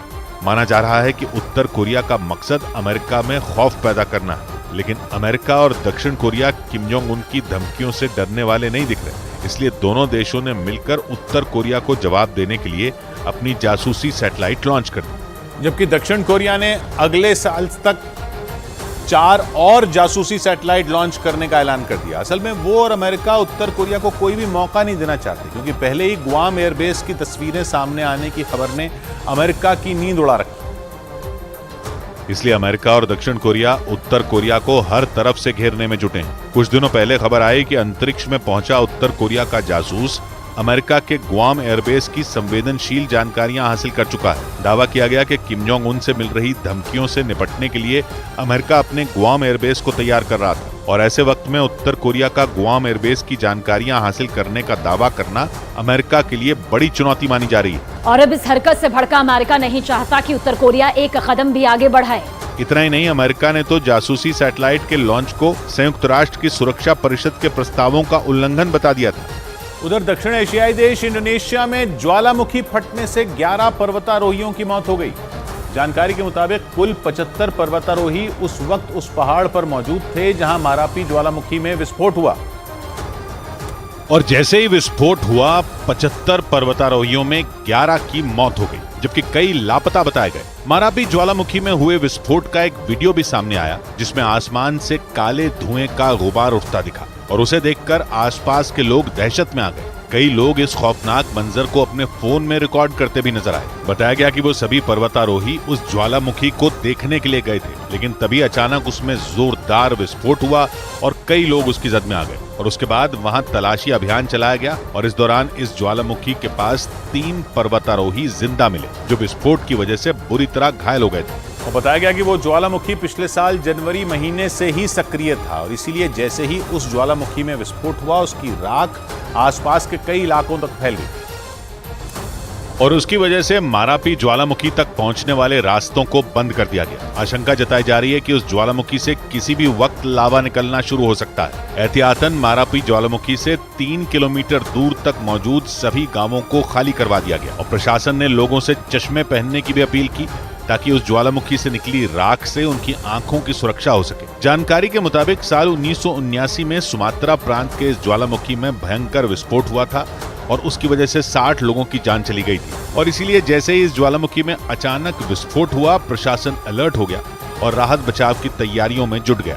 उधर गाजियाबाद में 30 नवंबर को हुए गैंगरेप के मामले में बड़ा पर्दाफाश हुआ। गाजियाबाद पुलिस ने दावा किया कि आरोपियों ने पीड़ित की सहेली को इसलिए छोड़ दिया क्योंकि वो उन्हीं की समुदाय से थी, लेकिन उन्होंने स्कूटर चलाना सीख रही उस लड़की का गैंगरेप किया। पुलिस के दावों के मुताबिक आरोपी उस लड़की की सहेली को भी अपना शिकार बनाना चाहते थे, लेकिन उससे पहले ही चांद नाम के एक आरोपी ने उसका धर्म पूछ लिया और जब वो आरोपियों के ही समुदाय से निकली तो उसे छोड़ दिया गया। इस लड़के ने बाकी लोगों को ये बताया था कि मैं इस लड़की को जानता हूँ, इसके साथ कोई कुछ नहीं होना चाहिए।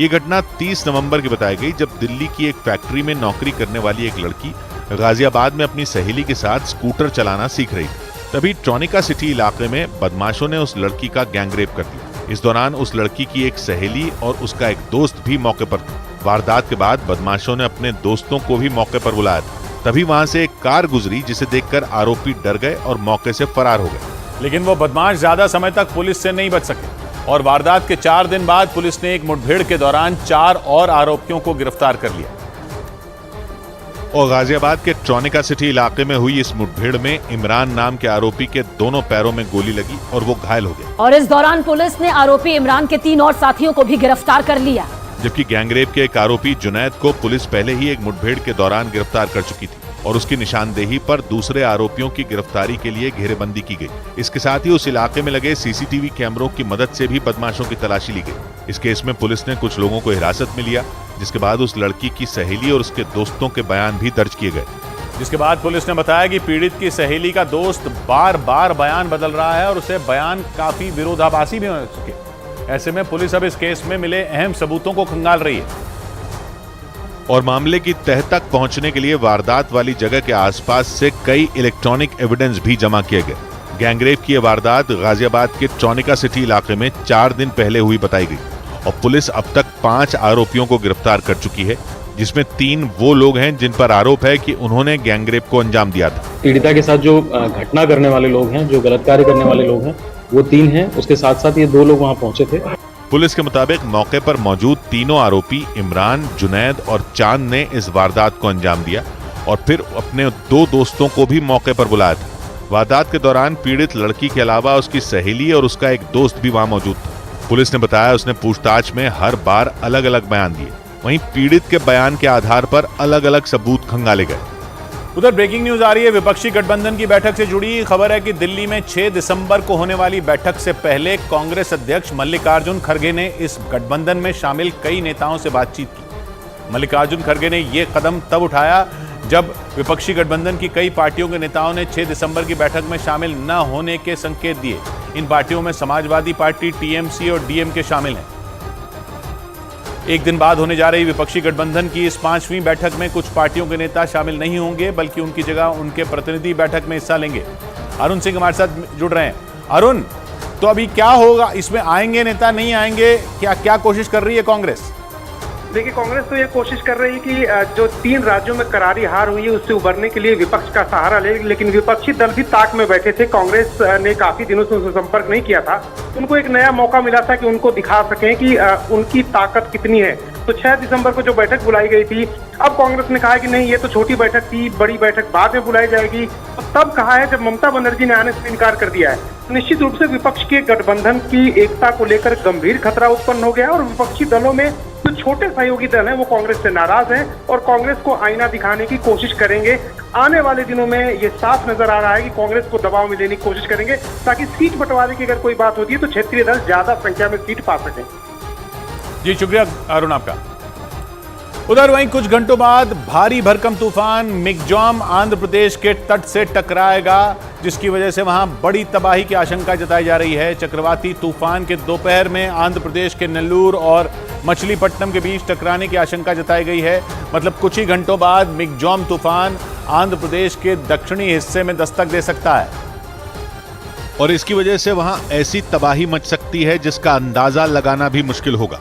मिग्जॉम तूफान के दस्तक देते ही दक्षिणी आंध्र प्रदेश के हालात पटरी से उतर सकते हैं। क्योंकि मौसम विभाग के मुताबिक बंगाल की खाड़ी की तरफ से जैसे जैसे ये तूफान आंध्र प्रदेश की ओर बढ़ रहा है, वैसे वैसे इसकी ताकत बढ़ती जा रही है। मतलब आगे बढ़ने के साथ साथ ये तूफान और भी ज्यादा खतरनाक और ताकतवर होता जा रहा है।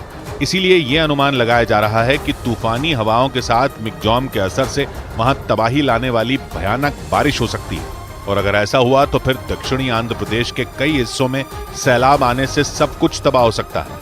हालांकि इस वक्त मिग्जॉम तूफान आंध्र प्रदेश से कई किलोमीटर की दूरी पर है, लेकिन इसके बाद भी समंदर से लगने वाले राज्य के कई इलाकों में इसका असर दिखना शुरू हो चुका है और उन इलाकों में मूसलाधार बारिश का दौर शुरू हो चुका है। लेकिन तटीय इलाकों से टकराने से पहले ही तमिलनाडु की राजधानी चेन्नई और उसके आसपास के कई जिलों में मिग्जॉम तूफान ने कोहराम मचाना शुरू कर दिया और इसकी वजह से कई इलाकों के हालात बुरी तरह बिगड़ चुके हैं। लेकिन चेन्नई शहर के हालात तो सबसे ज्यादा डरावने और भयावह हैं। वहां से जो तस्वीरें सामने आई उन्हें देखकर लोगों की रूह कांप गई, क्योंकि उन तस्वीरों में समंदर की उफनती लहरें शहर के अंदर दाखिल होती दिखाई दी। देखकर ऐसा लगा जैसे समंदर पूरे शहर को ही निगल जाएगा। मतलब मिग्जॉम तूफान के दस्तक देने से पहले मानो पूरा चेन्नई शहर समंदर और बारिश के पानी में डूब गया। और वहां न सिर्फ आसमान से बूंदों की शक्ल में आफत बरस रही है, बल्कि तूफान के असर की वजह से समंदर भी अपने रौद्र रूप में। समंदर का स्तर लगातार बढ़ता जा रहा है। हालात ये हैं कि कई इलाकों में समंदर का पानी घुसने की वजह से बाढ़ जैसे हालात हो गए। शहर में हर तरफ पानी ने डेरा जमा लिया है। सड़क, सबवे और रनवे समेत तमाम जगहें पानी से लबालब हैं। लेकिन हालात तब बिगड़ने शुरू हो गए जब मिग्जॉम तूफान के असर की वजह से चेन्नई के कुछ इलाकों में समंदर की उफनती लहरें घुस गईं। इस घटना के बाद तो वहां हाहाकार मच गया, क्योंकि समंदर की इन लहरों के आगे जो कुछ भी आया वो तिनके की तरह बह गया। समंदर की उफनती लहरें अपने सामने आने वाली हर चीज को बहाकर ले जाने पर आमादा दिखी। चेन्नई शहर के एक इलाके से जो तस्वीरें सामने आई उनमें एक तस्वीर में समंदर की लहरें उस इलाके में घुसती नजर आईं। देखकर ऐसा लगा जैसे वहां सुनामी आ गई। शहर के जिस इलाके में समंदर का पानी दाखिल हुआ वहां आसपास कई हाउसिंग सोसाइटियां दिखाई दी। सड़कों पर एक के पीछे एक कई गाड़ियां भी नजर आईं, जो समंदर से आए पानी के तेज बहाव में कागज की कश्ती की तरह बहती दिखी। समंदर की लहरों ने वहां ऐसा तांडव मचाया जिसे देखकर इलाके के लोग खौफ से भर गए। इस दौरान वहां तूफान मिग्जॉम के असर की वजह से बारिश होती रही और तेज हवाएं चलती रही। इसी तरह के एक दूसरे वीडियो में एक हाउसिंग सोसाइटी के बाहर खड़ी लाल और सफेद रंग की कुछ कारें पानी की तेज धार में बहती नजर आईं। लेकिन लोगों की सांसें तब अटक गईं जब चेन्नई शहर की सड़कों पर मगरमच्छ घूमते नजर आए। मिग्जॉम तूफान की वजह से वहां बारिश थमने का नाम नहीं ले रही है। सड़कों पर जलभराव की वजह से लोगों को कई तरह की मुसीबतों का सामना करना पड़ रहा है और ऊपर से सड़कों पर मगरमच्छ घूमने शुरू हो गए। यानी चेन्नई शहर के लोगों की मुसीबतें कम होने का नाम ही नहीं ले रही, क्योंकि तूफान, बारिश और सैलाब के बाद अब सड़क पर मगरमच्छ को घूमते देखा गया और इसकी वजह से उस पूरे इलाके में दहशत फैल गई। इस घटना का एक वीडियो सोशल मीडिया पर वायरल हो गया, जिसमें रात के अंधेरे में एक मगरमच्छ सड़क पार करता नजर आया। जिस वक्त मगरमच्छ को सड़क पर देखा गया उस दौरान वहां से कई लोग गुजर रहे थे, लेकिन जैसे ही लोगों को सड़क पर मगरमच्छ दिखा वो रुक गए। एक कार के अंदर से बनाए गए इस वीडियो में सड़क से एक स्कूटर सवार गुजरता दिखाई दिया, जो मगरमच्छ के सड़क पार करते ही वहां से निकल गया। जिस सड़क पर मगरमच्छ नजर आया वो वहां मौजूद चिड़ियाघर के ठीक पीछे है। इसीलिए ये माना जा रहा है कि लगातार हो रही बारिश की वजह से मगरमच्छ बाहर आ गया होगा। लेकिन लगातार हो रही भारी बारिश की वजह से चेन्नई के हालात पटरी से उतर गए। तूफान मिग्जॉम के असर की वजह से चेन्नई एयरपोर्ट के रनवे पर भी पानी भर गया। इसकी वजह से 33 विमानों को चेन्नई से दूसरी जगहों के लिए मोड़ दिया गया, क्योंकि आसमान से बरस रही आफत ने चेन्नई एयरपोर्ट की हालत खराब कर दी है। एयरपोर्ट के रनवे पर पानी भर चुका है और इसकी वजह से विमान उड़ान नहीं भर पा रहे हैं। चेन्नई एयरपोर्ट से जो तस्वीरें सामने आई उनमें एक तस्वीर में इंडिगो का एक विमान रनवे पर खड़ा दिखाई दिया और वहां हर तरफ सिर्फ पानी ही पानी नजर आया। इन तस्वीरों को देखकर ऐसा लगा जैसे विमान को इमरजेंसी के बाद किसी नदी में उतार दिया गया हो। बताया गया कि चेन्नई एयरपोर्ट के रनवे पर पानी भरने से वहां खड़े विमानों के पहिए तक डूब चुके हैं। इसी वजह से चेन्नई एयरपोर्ट पर आने वाली 33 उड़ानों को दूसरे एयरपोर्ट के लिए मोड़ दिया गया। मौसम के बिगड़े मिजाज को देखते हुए वहां 70 से ज्यादा उड़ानें रद्द कर दी गईं, जिससे विमानों में सफर करने वाले लोगों को काफी दिक्कतों का सामना करना पड़ा। वहीं विधानसभा चुनाव के नतीजों के अगले ही दिन शेयर बाजार में तगड़ी खरीदारी हुई। बाजार में सभी इंडेक्स हरे निशान पर बंद हुए और बाजार बंद होने के वक्त बॉम्बे स्टॉक एक्सचेंज का सेंसेक्स 1218 अंक चढ़कर 68,699 पर पहुंच गया। वहीं नेशनल स्टॉक एक्सचेंज का निफ्टी 374 अंकों के छलांग के साथ 20,642 पर बंद हुआ। बैंकिंग और कैपिटल गुड्स के शेयरों में सबसे ज्यादा तेजी दर्ज की गई। और शेयर बाजार की खबर तो आपको कई जगह मिल जाएगी, लेकिन शेयर बाजार का एक्सपर्ट आपको बनाएगा सिर्फ मनी कंट्रोल प्रो। नींद की एक किताब रखना, नींद की एक किताब रखना, करवटों का हिसाब रखना, पत्थरों का मिजाज पढ़ना, हाथ में फिर गुलाब रखना। 100 बात की एक बात कही भारद्वाज ने, हर डगर में सवाल होंगे, हर कदम पर जवाब रखना, धड़कनों में जुनून कोई, सांस में इंकलाब रखना। मिलते हैं कल, घड़ी जब इशारा करेगी 9 बजे रात का, वक्त फिर होगा 100 बात की एक बात।